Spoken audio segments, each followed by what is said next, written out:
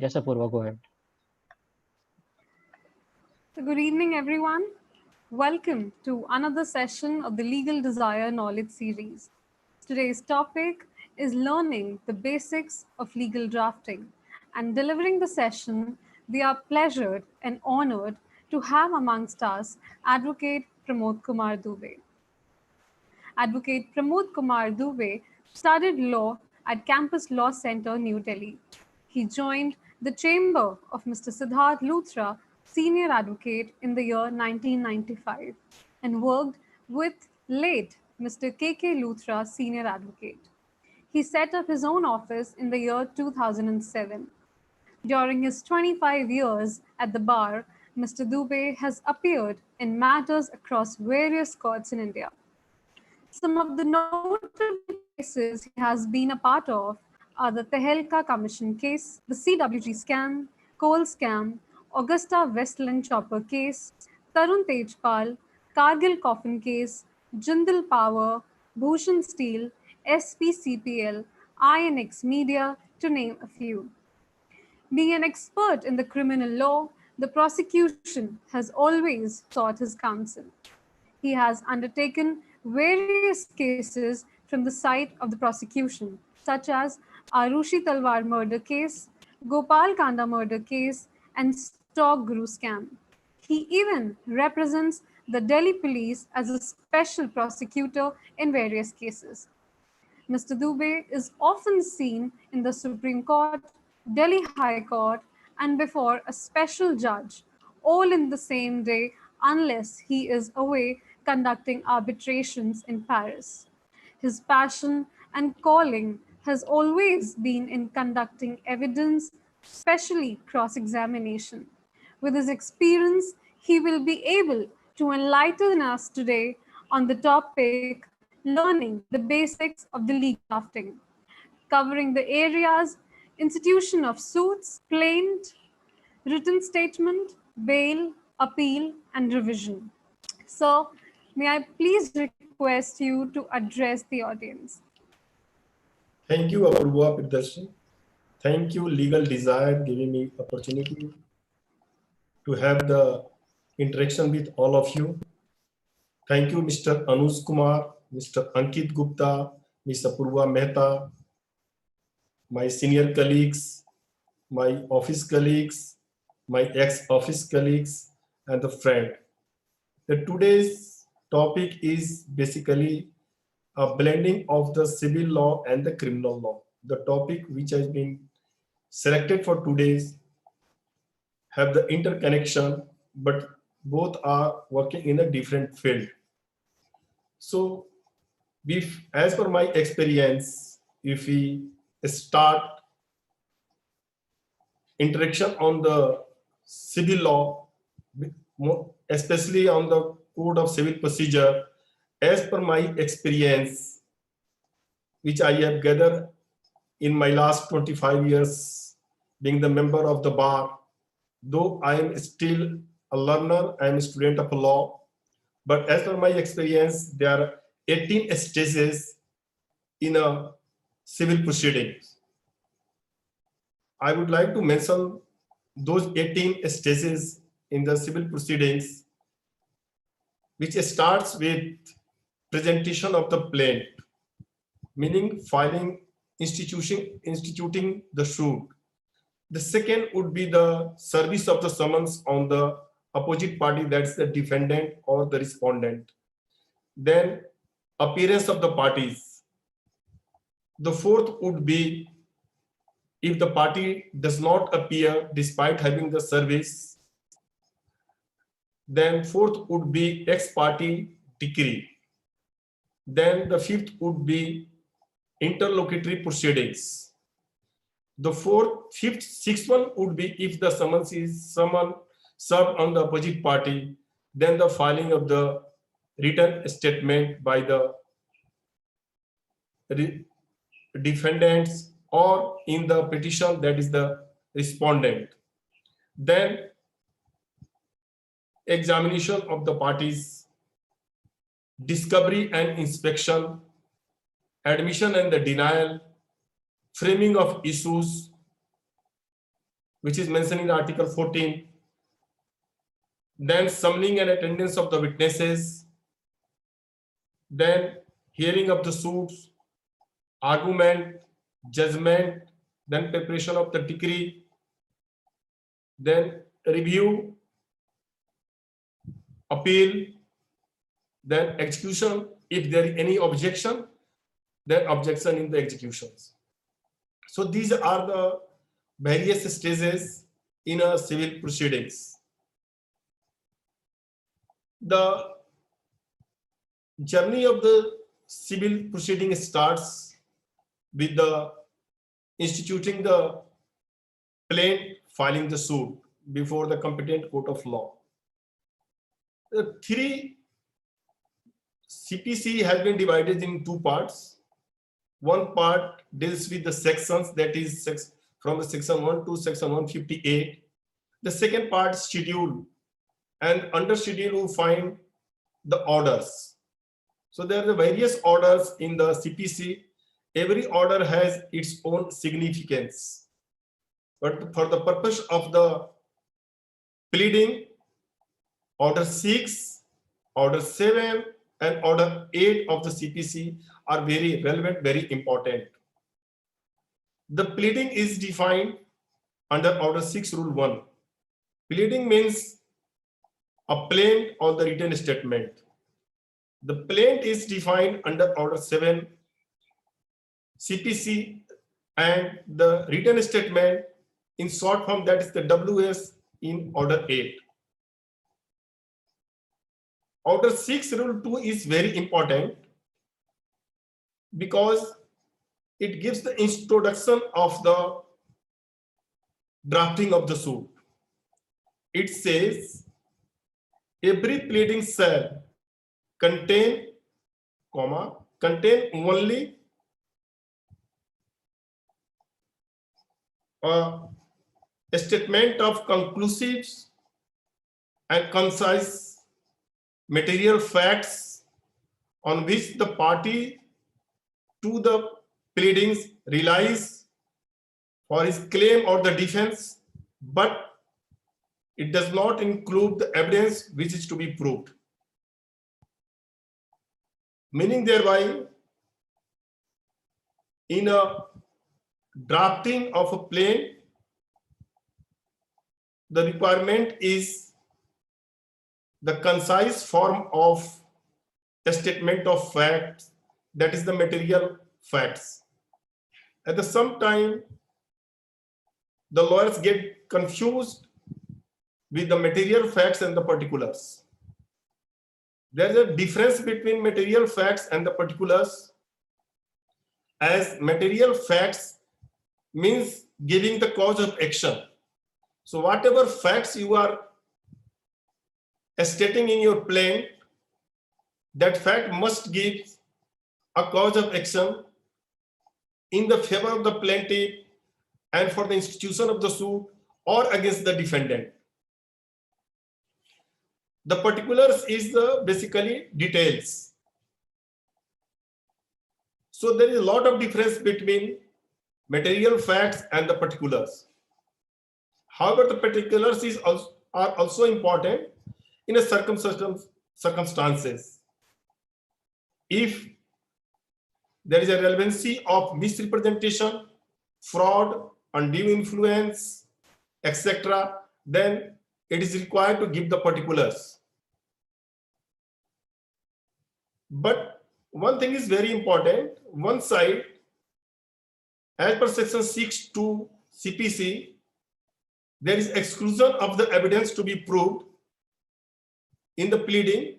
But if you are drafting the writ petition, the requirement in the writ petition is the facts as well as the evidence to be proved, or the evidence which has been proved, or the document which would be nature of the evidence.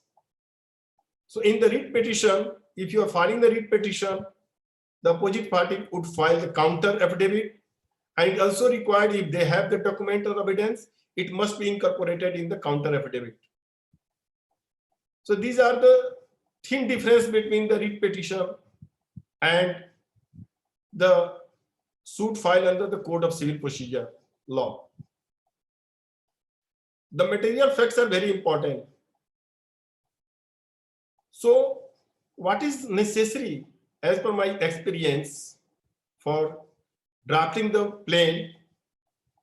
The first exercise should be you give the detailed hearing to your client, hear all the facts, make a note, examine all the documents supplied to you by your client, and I would suggest you must read commentary on Order 6, 7, and 8. When I started the drafting, in my initial stage when I was associated with Mr. Siddharth Luthra, I've been taught by Mr. Luthra, Mr. Dubey, before drafting, you get your concept clear by reading Order 6, 7, 8, then you start. And I was assigned the job to first read the commentary as well as the AIR manual on Order 6, 7, and 8 CPC. The moment you will start reading the commentary, you will find various judgments which would be seems to be similar to fact and circumstances of your case. The moment you find the similarity, you just take the legal words, legal sentences, legal views from those judgments, and then make the notes of those judgments. If you are incorporating those facts, you are drafting in that very way, those judgments will help you during the course of the final argument or any stage of the argument. So you deliberate on the information supplied to you by your client. Then you formulate how you will start the drafting. But before start the drafting, there are certain things which are required. In the drafting, you have to first mention the name of the court, then the nature of the petition, whether it is civil suit, civil division, whatever you mention, then the name of the first party, that is the plaintiff or the petitioner, address and the detail of the plaintiffs, then the address and details of the defendants or respondent or opposite party. Then you mention the cost item. It is very important. Suppose your suit is for the recovery of the possession, damages, mean profit, permanent injunction, you mention in a bold key what is the nature of the suit. Then you start writing. In writing, the facts should be in paragraph and duly numbered. Your paragraph should be interrelated if you have so many facts. So you interrelate all the facts from each other. And you draft in a way, your paragraph should itself speaks the cause of action.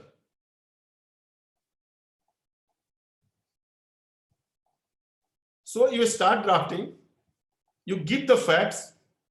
Suppose the suit requires the statutory legal notice. Prior to the institution of the suit, you mention the details of the legal notice. The notice was issued. It is not required that you give the entire details, but you can mention the notice like the suit for the recovery of the possession of the property which is not falling in Delhi and the Delhi Rent Control Act. So no mandatory notice under 106 of the Transfer Property Act is required. Though there is a judgment of the DC Bhatia versus Union India, if the tenancy has been determined by a flux of time, no legal notice is required. But sometimes the lawyers issue the legal notice for the abundant precaution. So if you have issued the notice under 106, Transfer of Property Act, you do mention the notice under 106 was issued, which was posted by way of the registered AD, courier, speed post, which was duly received on such and such date. It was short pointer, you make the pointer what was asked, notified in that legal notice. As per the amended CPC, it is mandatory to file all the original documents along with the suit. So if you are filing the documents, it is not necessary that you give the detailed contents of the documents in your plan. You simply mention the nature of the document. What are the documents about? It is not necessary to give the details of the contents. Then you start. Suppose your suit is instituted or being instituted for the recovery of the possession of the immovable property. So it is required under section order 7 rule 3 that you give the description of the property, identity of the property, boundary of the property, municipal number of the property, area of the property, so that the property can be identified. If tenant is residing of the premises in question, you must file the site plan mentioning the description of the property which was let out to the tenant, so that there won't be any problem at the time of the execution of the property. The property would be duly demarcated and the decree would be passed for in relation to that very property. So description is also required. Suppose you are instituting the suit under order 37, that is in the legal parlance, it is called the summary suit. You must mention the amount which is clearly, unambiguously admitted by the opposite party. If there is an agreement for the rate of the interest, you must mention the rate of the interest from the day when you are entitled for the rate of the interest.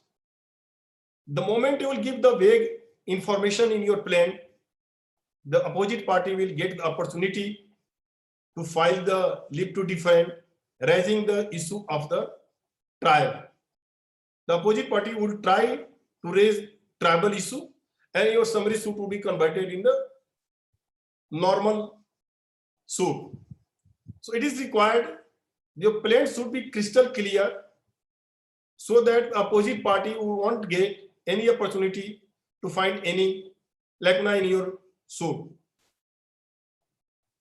There is also requirement to explain the cause of action.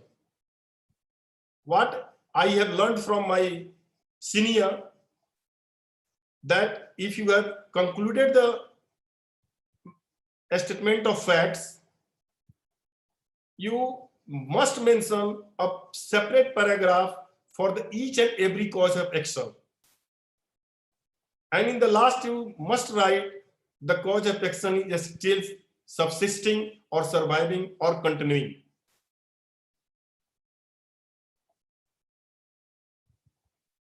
I had come across a matter where in the plaint, and the plaint was filed by us, where there was no special paragraph for the cause of action. So the opposite party raised the issue. The cause of action paragraph is not mentioned and suit is not maintainable. But fortunately, in one of the paragraph, it is mentioned there is a cause of action. These are the cause of action. So the High Court gave the finding. It is not necessary you give the separate paragraph for the entire cause of action. Once you have already mentioned, it suffices the requirement of the cause of action. Then, after stating the statement of the facts, you have to mention the jurisdictional part. The jurisdictions are of two types. One is the pecuniary jurisdiction. Pecuniary jurisdiction means the court who is having the jurisdiction to adjudicate the matter. In Delhi, we have three pecuniary jurisdiction because Delhi and Bombay has the original jurisdiction, original site for the civil suit, unlike the other high courts. We have the original site. So we have civil court, then court of the ADJ, district judge, and then the high court. And the pecuniary jurisdiction would be determined on the basis of the value of the property, value of your suit. Then the territorial jurisdiction. You have to mention whether the court has the territorial jurisdiction to adjudicate the matter or not. The foremost important thing is you have to mention whether your suit is within the limitation or not. Then one paragraph should be the valuation of the suit. You have to value the suit as per the Court Fee Act. And it is very easy in Delhi if lawyers are carrying a diary which is been published, court diary been published by Dharamsal or other publishers, you'll find there is a chart for the valuation of the suit. They've already given the formula how you evaluate. So your valuation should be in consonance with Section 7 of the Court Fee Act, which can vary from the case to case. Like if there is a suit of property partition, in partition everyone is in the position. So if you are in position, so the valuation of the suit would be altogether different. If you are not in position and your suit is for the recovery of the position, then you will have to value the suit. Suppose your suit is for the recovery of the position of the property, that is the tenanted property. So that you have to value the suit in accordance with your rent. Like the rent is, suppose the monthly rent is 20,000. So you have to value the suit. You multiply 20 into 12. It will be 2,40,000. If you have terminated the tenancy and your tenant owe the money, then you also mention that money. If you are claiming the damages, mean profit, you mention, you calculate all the things, then you evaluate and you mention there in your suit. The suit must be properly valued, properly stamped. Otherwise, there will be consequences under Order 7, Rule 11, when I deal Order 7, Rule 11 CPC. One thing is very important, and then let us go to last part. There must be a specific prayer in your suit. There won't be any vagueness in the prayer. And then the verification. So there is a specific provision how you verify the suit. The verification should be as per the knowledge or the information received, or as per your belief, whether the contents are true and correct or not, whether the contents are based on the legal advice or not. So you have to mention which paragraph is based on your belief, which are the information received, which are true and correct as per your best of knowledge, which are based on the legal advice. So then at verification, you must mention the date of the verification and the place of the verification. Then you put your signature. The plan should be signed by the plaintiff or the authorized representative of the plaintiff and the counsel for the plaintiff. The same in the written statement. However, I would like to mention here, we have Delhi High Court rules. And in Delhi High Court rules, you will find a particular chapter for the particular kind of the suit. They have given the format for verification, and the verification varies from matter to matter, suit to suit. So you cannot take one type of the verification in every suit, every petition. If you are instituting the petition under Hindu Marriage Act, there is a special chapter in the Delhi High Court rule, how you will draft the petition and how you verify. For a special marriage act, there is a special chapter and the format for the drafting and the verification. So your plan must be in consonant with the High Court rules as well as the provision mentioned in the Code of Civil Procedure. If High Court rule is not complied with, the opposite party will get the opportunity to move the application for the rejection of their plan, because High Court rule is a mandatory, it is a mandatory procedure. So you must have to follow the High Court rules. So if you are the beginners, I would suggest you must go through the High Court rule. You must read the commentary on the CPC, especially on the 6, 7, and 8. Now come to the material facts. The material facts are very important. Material facts means a statement of the fact, not the evidence, not the law. You don't mention the law in your plan. Don't mention the evidence which is to be proved. You mention the fact which can help the court to come to the examine the law, but you don't mention the section, the rules, provisions. I have the experience in wildlife matter. Late Mr. P.N. Lekhi was leading me. He is the senior advocate. He was a very eminent lawyer. I drafted a writ petition.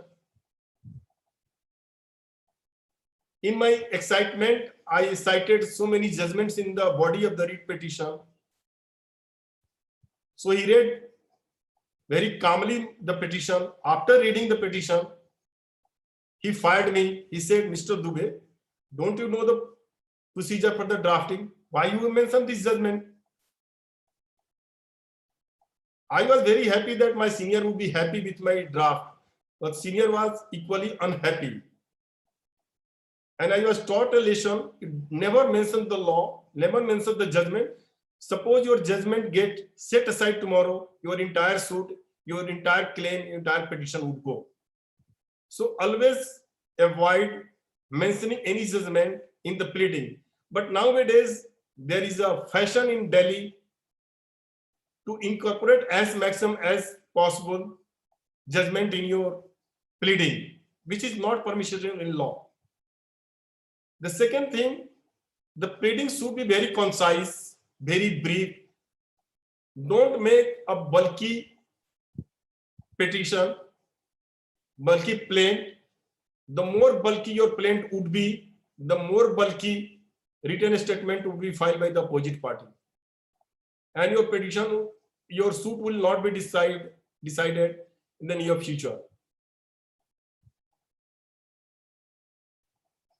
The other aspect is, as per the requirement, when you are instituting the suit, in the first paragraph of the suit, you mention the details of the plaintiff, whether the plaintiff is an individual or the body corporate or the partnership. Then you mention and who is authorized to institute the suit. There must be duly authorization in favor of the person to institute the suit. If the person concerned does not have the proper authority, power to institute the suit, your suit can be dismissed on this ground itself. If the defendant is the individual, mention the individual, or body corporate or the partnership, give the details of their business, their registered office. So these all are the requirement. When you are filing the suit, you must file the duplicate of the suit along with the suit. This is very important. You must file all the original documents along with your suit. And must mention all the facts which are relevant for the purpose of adjudication of the case. And there must be clarity in the facts which have been mentioned in the plaint. Now the second thing is the written statement. The written statement is mentioned under 8 rule, order 8 CPC. As per order 8 rule 1 CPC, the 30 days time has been given to file the written statement, which can be extended up to period of 90 days. But if you have reasonable ground not to file the written statement in the prescribed period, you can move the application for the exemption. You can seek the leave of the court. There are various judgments on this aspect, whether the 90 days can be extended or not. And there is judgment of the Supreme Court. It can be, the court can give you the liberty, but the court has to satisfy on this aspect. The written statement, you have to file all the documents, all the original documents. Now, we have the commercial code. And as per the requirement of the commercial code, you must file the affidavit of the admission and denial along with the written statement. In one case, the affidavit of the admission and denial was not filed. Justice R.S. Andalo of Delhi High Court passed a decree on this ground itself.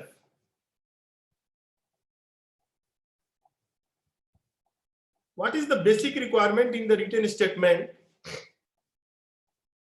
As per my experience, in the written statement, you first prepare your defense and the matter in dispute. So if you have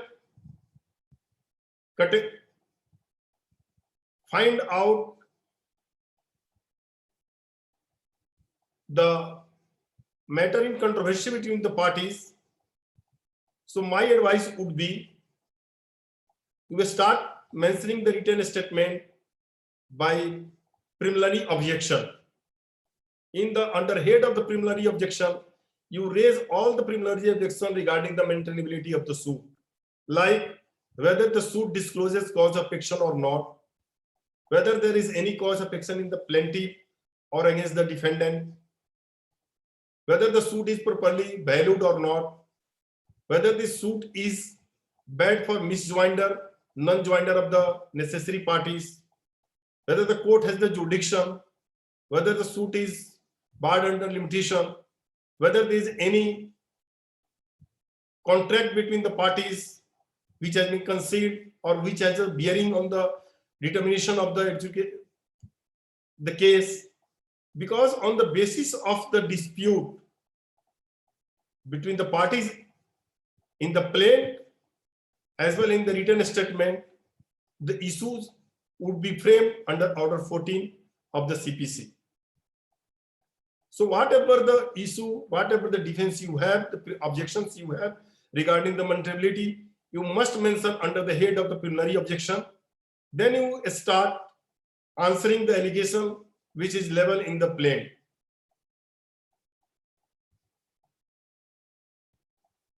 My advice would be, as per the law, as per the requirement and the CPC, like orders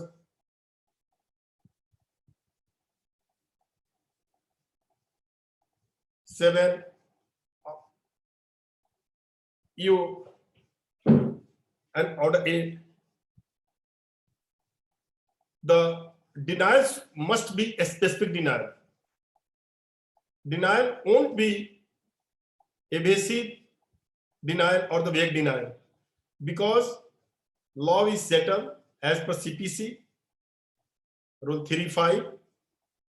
If the denial is not a specific denial, denial is the vague denial, so it will be implied that you have admitted the fact. And we have the judgment on this aspect. If there is no specific denial, the court has the power under Order 8 Rule 10 to pass the judgment against you. If there is any admission in your written statement, the court has the power to pass the decree under Order 12 Rule 6 CPC. Suppose there is a suit for recovery of the possession against the tenant. You have issued the notice under Section 106 of Transfer of Property Act. The tenancy is month-to-month tenancy. The monthly rent is more than 3,500 because 3,500 is a bracket. If the rent is less than 3,500, it will come under the Delhi Rent Control Act. But if it is a more than 3,500, 3,500, then it would be the normal suit. So if you have pleaded in your plan that the tenancy is the month-to-month tenancy, the notice of the termination has been duly issued and acknowledged served. The tenant was given the 50 days time to evict the premises despite the service of the notice. He failed to do so. Rent is 3,500. And if the defendant has admitted all these facts, meaning there was a receipt of the legal notice and non-eviction of the suit premises, you are entitled for the decree under Order 12 Rule 6 CPC.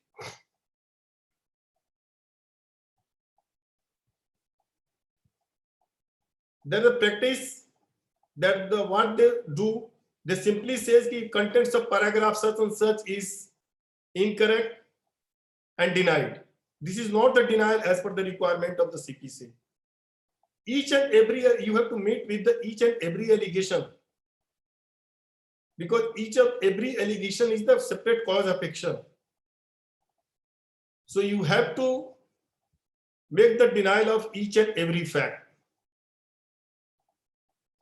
which is alleged in the plan.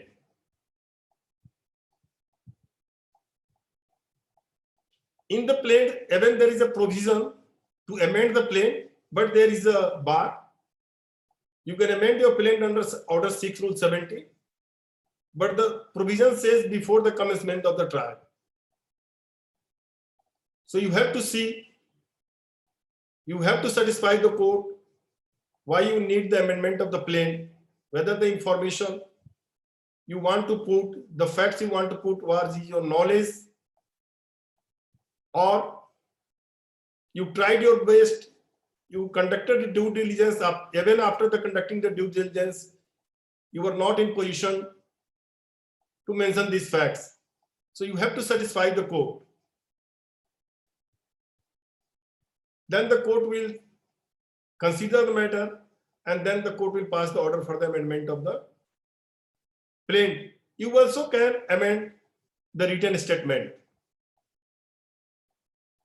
After written statement, there is a practice to file the replication. Here I would like to make clear, there is no concept of replication in the CPC. The replication is a practice. In the matter of Anant Construction Private Limited, which was decided in 1994 by Justice R.C. Lahoti, and it was assisted by Mr. Ishwar Singh Sahai, the senior advocate, and Ritu Bala, where their assistance was appreciated by the High Court. The High Court decided that yes, replication is unknown to the CPC. It cannot be filed in the routine manner. Replication can be filed under 3 circumstances, where the replication is required under law when the defendant has pleaded set off and when the court directs to the party plaintiff to file their application. But and paragraph 8 of the Anant Construction Private Limited, the judgment passed by Justice R.C. Lahoti, it is very interesting paragraph. You will find the concept of the CPC in the judgment of Justice R.C. Lahoti, concept of the CPC and the importance of the High Court rule. However,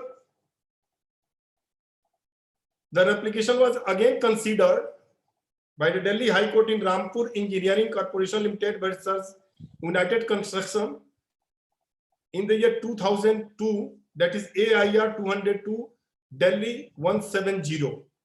AIR 2002 Delhi 170. In both the judgment, the concept of the replication has been considered. So one concept is the replication. Replication means the giving the opportunity to the plaintiff to rebut the allegation made by the defense of the defendant in the written statement. The second aspect is rejoinder. Rejoinder is basically related to the interim application that is called IA.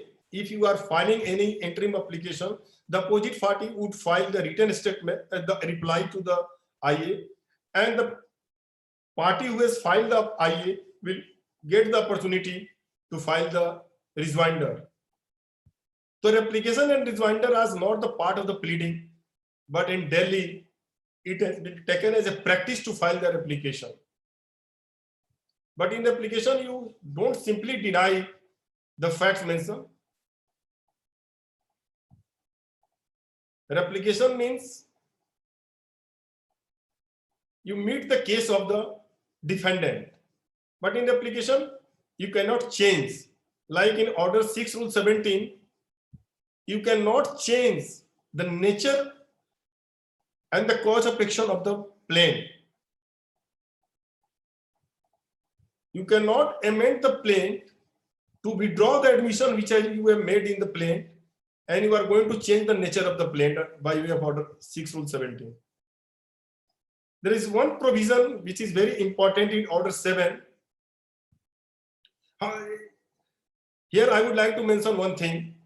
In your plaint, if you are drafting the plaint, always avoid to make any vexatious, scandalous, defamatory, and the allegation which is prejudicial to the other party. There is no place for all these things in a pleading. The moment you will file this kind of, the moment you will mention this kind of the statement in your pleading, there is a provision under 6 Rule 16 to strike down the allegation made by you. So these are the basic requirements. Now Order 7, Rule 11, this is very important. The suit can be dismissed on the basis of non-disclosure of the facts, non-filing of the proper court fee. Though you have given the opportunity to file the proper court fee, you fail to do so. Though you have properly valued the suit, but you have not properly stamped the court fee despite the opportunity, you fail to do so. You have not filed the duplicate. You have not deposited the process fee within the 7 days. And if the suit is barred under law, if these are the ground, the suit can be dismissed, rejected under Order 7, Rule 11. Earlier, there is a practice before the filing the written statement, the party used to file Order 7, Rule 11. But now the law is that if you want to file Order 7, Rule 11 CPC, you must file the written statement. You file Order 7, Rule 11 CPC application along with the written statement, and that will be decided. Now, one thing is the appeal. Appeal is a two types. One is the appeal from the original order, and another is the appeal from the original decree.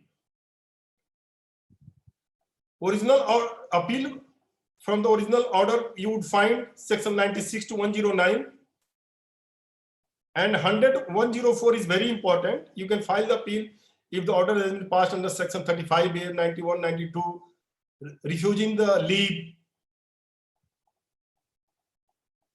for instituting the suit. Order 41 is very important. Order 41 requires the memorandum of the appeal. Memorandum of the appeal, you have to give the memorandum of the appeal. Memorandum of appeal means you give the grounds. You mention the, incorporate the grounds only. There is a format under Order 41. You fill up the format and you start with the ground. It is not necessary you incorporate the entire facts. This is the memorandum of the appeal. If money decree has been passed against you, you have to mention the money decree and you have to deposit the court fee. So these are the requirements. Order 43 is very important. In Order 43, you will find the orders against which you can file the appeal. Order 41, Rule 27 is very important. You can file the additional evidence if the evidence was not known to you, despite the due diligence, and you are not aware of the facts. If the court finds, the court, appellate court itself, give the direction for the leading the evidence or remand back the matter to the original court or any other court for the recording of the evidence. Then there is a provision for the review under section 114. Review means the facts was not known to you or there is an error apparent in the order passed by the court. But review must be filed within the period of the limitation of the to the appeal. Then the revision. Revision is mentioned under section 115 CPC. There are three grounds for the revision. Unlike the criminal, when I'll deal with the criminal law. One is whether the court is vested with the jurisdiction or not. Whether the court is vested in jurisdiction but not discharge the jurisdiction. Third is if the jurisdiction has been discharged illegally or material irregularity. The important thing is the illegality and the material irregularity for the revision. So these are the process. There is no end in the CPC. Now come to the criminal side. The first chapter would be the bail. The bail starts with 436 to 439. 436 is related to the bailable offense. You are not required to file the bail application. Even if you are appearing, the bail would be granted. On your appearance, you have to only submit the bail bond as per Form 45. The second is the regular bail. Regular bail is mentioned under 437 and 439. 437 is the court of the magistrate. 439 is the court of session or the high court. 439, the session court and the high court board are the concurrent in jurisdiction. And the 438 is the anticipatory bail. The landmark judgment of the 439 is the Gurbakh Singh Sivia versus State of Punjab, 1980 Supreme Court. In the bail application, my advice would be the application should be very simple. It is not required you disclose your entire defense. If you are taking the plea of alibi and the plea of alibi is supported with the document which cannot be questioned, you can raise. You have to simply mention these are the allegations. I have already been interrogated, and on the request of the investigating officer, I have been remanded to judicial custody. Even in the judicial custody, I have not been interrogated, so there is no purpose for keeping me as under trial prisoner for the indefinite period. I have the roots in the society. I will advise by the any terms condition. You give the family detail. If you have any element or any member in the family, you give the details of all these things. You must mention your criminal antecedent, your status, because you have to meet the triple test at the time of the bail. That is whether you have the roots in the society, that is the flight risk, whether there's a tampering of the evidence at your instance or not.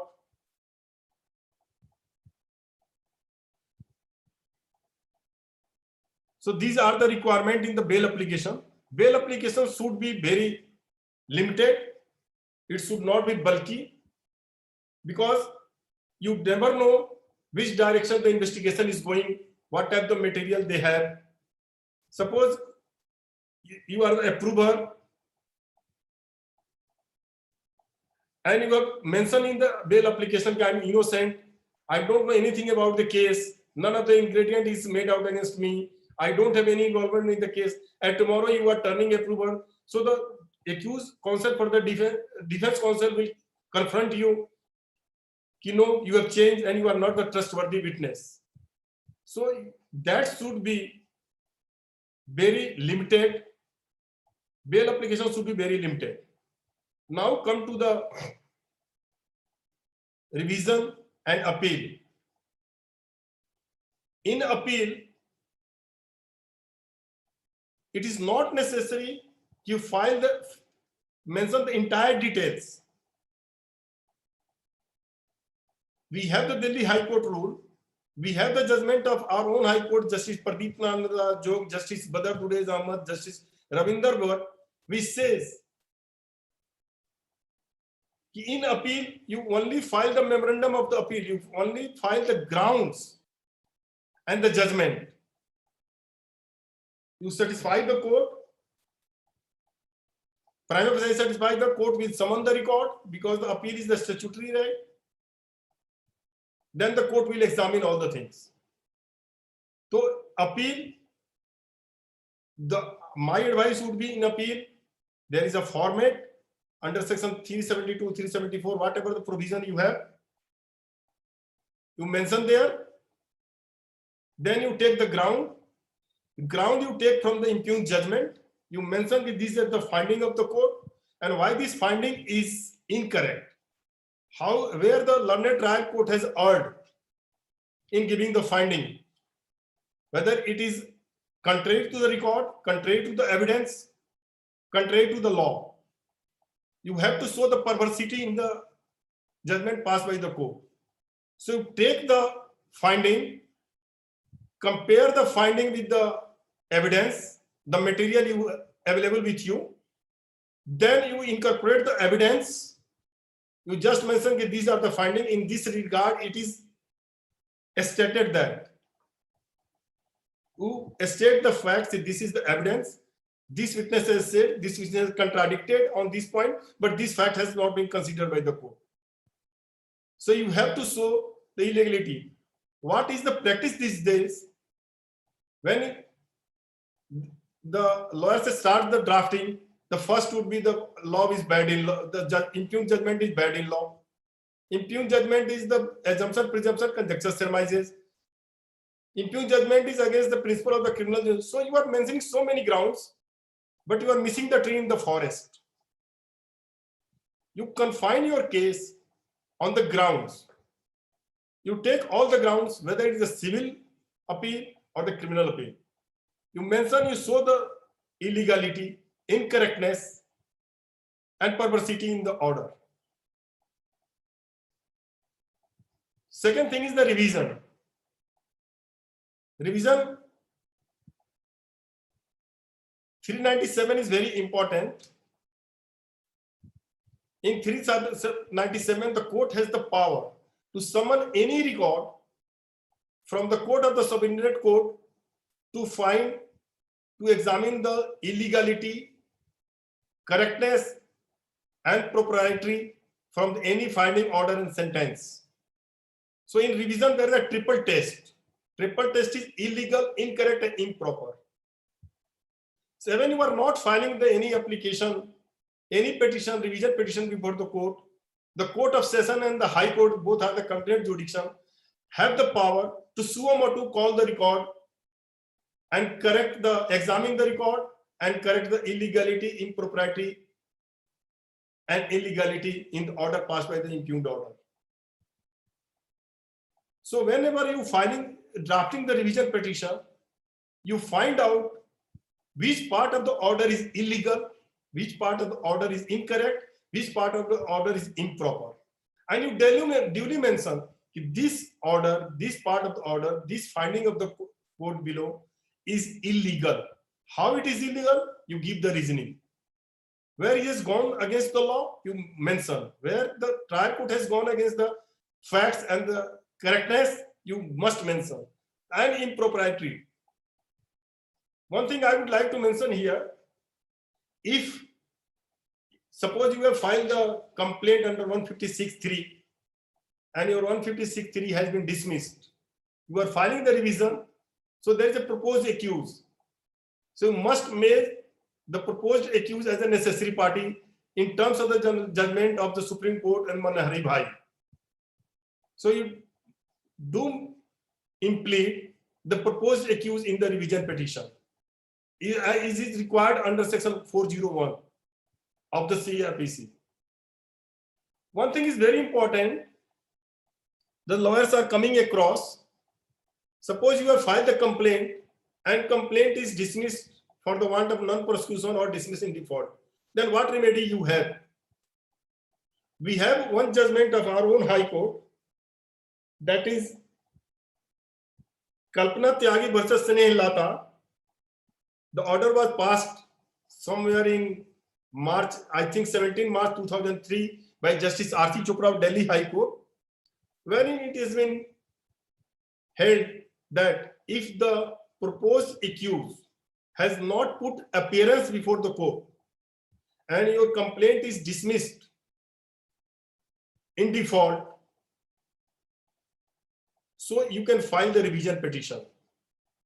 But once the accused appears and then your complaint is dismissed in default, then it gives the right to the accused and you only have remedy to file appeal against the dismissal order.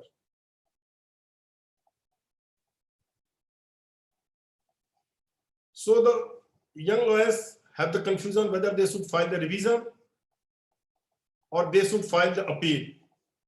So law is very much clear. You have to see what was the stage when the complaint was dismissed. So appeal, revision. Revision is not maintainable against the interlocutory order. There is a bar under section 397(2). You cannot maintain. Now the question would be, what would be the interlocutory order? So the interlocutory order has been defined in judgment Supreme Court in Amarnath versus State of Haryana, then Madhu Limie, V.C. Shukla. In layman term, interlocutory means it is internally locked, meaning thereby interlocutory. This is the interlocutory. Here is the law. So one proceeding is connected to the next proceeding is called the interlocutory. Meaning thereby there is a breeze. Through this breeze, you are going to the next stage. So if the order has passed from the proceeding to proceeding and the order has is not affecting your right, which is not the final in nature, that is called the interlocutory order. So there is a concept of interlocutory order, intermediate order, and the final order. So you can maintain the revision against the intermediate order and the final order. Again and again, the question is coming that if the process is issued, whether the revision is maintainable or not. In my opinion, in terms of judgment of Supreme Court in Sitaram Pandey versus State of UP, the revision is maintainable against any process issued by the court of law. If the process is issued, means it is affecting your right. The moment it is affecting your right, the revision petition is maintainable. But you cannot file, there is a bar under 397, you cannot file the 7th revision petition. So what the litigants do, they file the 2nd revision petition under the GAR of 482. So it is not permissible. So in terms of the judgment of the Supreme Court in Krishnan versus Krishnaveni, you have to satisfy the High Court under 482. If your revision petition is dismissed, you are approaching the High Court under 482. You have to satisfy the court if there is a miscarriage of the justice and this petition is necessary for the end of the justice. How end of the justice? You have to mention in your petition. You have to satisfy the court.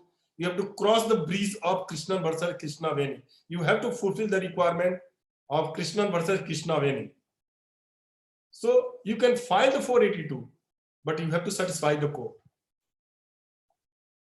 There is one judgment of Delhi High Court, which was passed by Justice Muralidhar, that is the Dharamveer Khattar versus CBI, wherein it was held that in prevention of corruption cases, the revision petition is not maintainable against the charge. The issue was considered by the divisional bench. I think Justice Deepak Gupta was heading the bench in Anur Kumar Jain.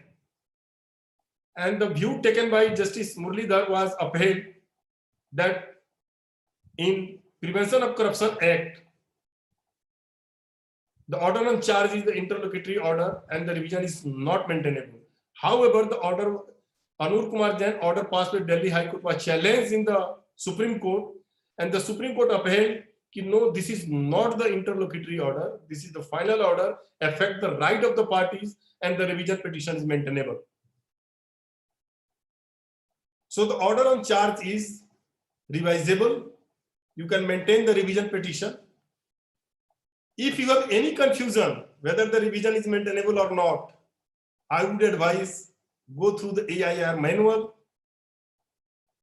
go through the commentary. In the AIR manual, every section, most of the section you will find in the last category, it will say whether the revision is maintainable or not. That would be giving you the clue whether the revision is maintainable. But you always keep in your mind the revision is not maintainable against the interlocutory order. Suppose you have moved the application for the exemption and that application has been dismissed because exemption will be granted under section 205 and 317. That is the discretion of the court. Discretion can be done anytime. So it is not the final order. It's an interlocutory order.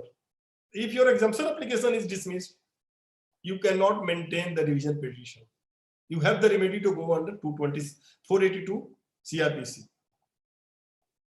If you cannot maintain a revision petition, you have the remedy to go in the 482. And in 482, you have to satisfy the court whether your petition is required, consideration for the end of the justice, and the grave miscarriage of the justice has been done. Because the 482, the moment there is a disputed facts, the High Court is not going to invoke inherent power under 482. The Magistrate Court does not have the inherent power like 151 in CPC.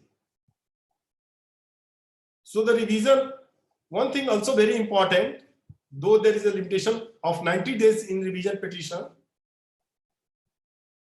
but there is certain judgment because the revision petition in the criminal law is a suo motu act also by the Superior Court.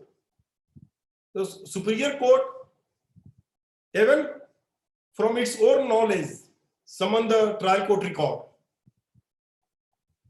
So the limitation is not barred. The Supreme Court says, or the various High Court has says, even Justice G.P. Mathur of the Allahabad, when he was the judge in Allahabad High Court, in Jagjeet Singh, our own Delhi High Court Justice Manmohan Singh has given the judgment that the revision petition cannot be dismissed merely on the want of the limitation, because revision petition is examination of the illegality, correctness, and impropriety. So revision petition, you always try to file within 90 days. I'm not advocating कि no, you miss the bus of 90 days and then you go. No, you try to file in the period prescribed, but the law is also there. It cannot be dismissed on the point of limitation. There is one more judgment. There was a case which I was doing. The accused person pleaded guilty. The fine was imposed. Subsequently, he consulted the lawyer, and then he found, the complaint, the calandra which was filed against me was not disclosing any offense, and I'm an innocent person. Then he filed a revision petition. I have incorrectly, illegally been convicted, though I have pleaded the guilty, but the complaint does not disclose commission of any offense. So the order of the sentence be set aside. We supported with the various judgment. Ultimately, the session judge set aside the order because the accused has not committed offense at all, and there was no averment, no allegation, no material to connect him with the commission of the offense. So even there is a mistaken plea of guilty, if you realize, you can maintain the revision petition. The revision petition has the very wider scope to check the illegality, incorrectness, and impropriety. So you always remember, you have to meet the triple test. And you have to mention in your petition in very clear terms which finding is illegal, which is incorrect. You cannot only make the vague pleading that the impugned order is illegal, incorrect, and improper. You have to deliberate. You have to mention a clear term in your petition. Thank you so much.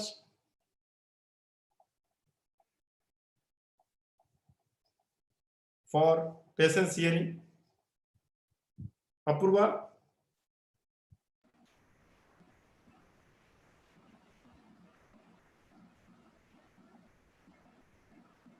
Thank you so much, sir. This was an indeed very informative session. I'm sure with your knowledge and insight, there'll be a lot of takeaways for our viewers and for us. And now I request my colleague, Ms. Apurva Mehta from the Legal Desire, to please take up the questions from the YouTube live viewers. Over to you, Apurva. Thank you, Apurva. Thank you, sir, for such an informative session. We're going to take up a few questions from our YouTube live chat. The first one is being asked by Payal. She asks, what are the unnecessary points which we should not put in drafting a plaint? I have already mentioned the material facts, and which is already been mentioned in Order 6 Rule 2. The facts, I have mentioned unnecessary point. That is, your facts should not be vexatious, scandalous, defamatory, prejudice to other party, and your first facts must disclose the cause of action. Thank you, sir. The next question is being asked by Sahil. Any tips on how to structure the facts so that it does not look vague and makes the point clear? I've already mentioned, you give the detailed hearing to your client, you examine the material supplied by your client, you examine if there is agreement, there is a document, and then you deliberate on this, read the commentary, find the similarity, then you will start preparing the rough draft, then you will come to the conclusion which facts should be taken and how the facts are relevant. You only take the relevant facts in your pleading. Sudeepa asks, what should be the precise length for drafting? There is no boundary for the drafting, but the law says it should be concise to the material facts. So you try your best to mention only the relevant facts, not the unnecessary facts in the drafting.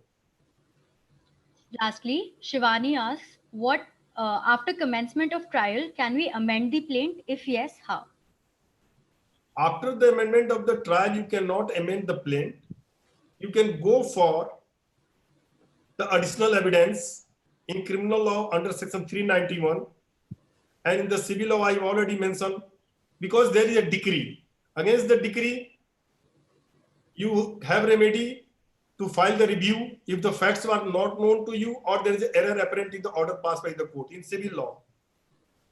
If you have additional evidence which was not with you, despite your due diligence, then you have the remedy under Order 41, Rule 27 to lead the additional evidence. And in criminal law under 391 CRPC, you can. But you cannot amend, because amendment, if you go to 617, Order 6 Rule 17, it says your amendment application is maintainable till the commencement of the trial. So there is a bar. If you are going beyond after the commencement of the trial, that would be the rarest in the rare case, and you have to cross the Lakshman Rekha, which has been given in the Order 6 Rule 17 CPC. So there's another question by Viral Bhanushali.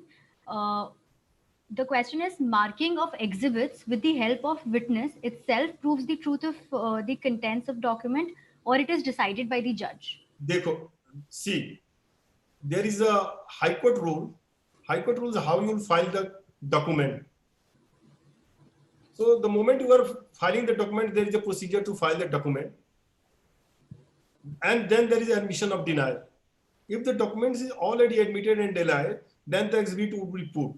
Otherwise, the exhibit would be put during the course of the evidence. If the documents are admissible in the law, then the marking would be done. And one thing I would like to mention here, even suppose there is an exhibit, mere putting the exhibit on the document does not amount the proof of the document, as it is held again by Justice R.C. Lahoti in the NITCO matter.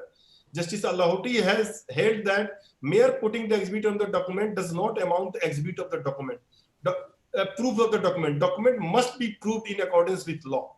So you have two occasions to put the exhibit on the document, one at the time of the admission and denial, another at the time of the examination of the witness. It can be done in examination in chief, or during the cross-examination, or during the re-examination. Thank you, sir. Now I would like to call Mr. Anuj Kumar, the founder of Legal Desire, to conclude the session. Thank you, Apurva. Thank you so much, sir, for taking out your time from a busy schedule to join our initiative of Legal Desire Knowledge Series that we are running in these days of quarantine. And speakers like you are making the quarantine insightful. Sir, your practical experience has surely helped our viewers to learn about the subject of this webinar. And I hope that even the lawyers who are in the practicing have brushed up their skills about the basics of legal drafting. Thank you so much, sir, for joining us. And thank you, Hemant, sir, also for arranging the session. Thank you, everyone. Thank all the participants for your patience. Thank you. Thank you so much. Thank you, sir.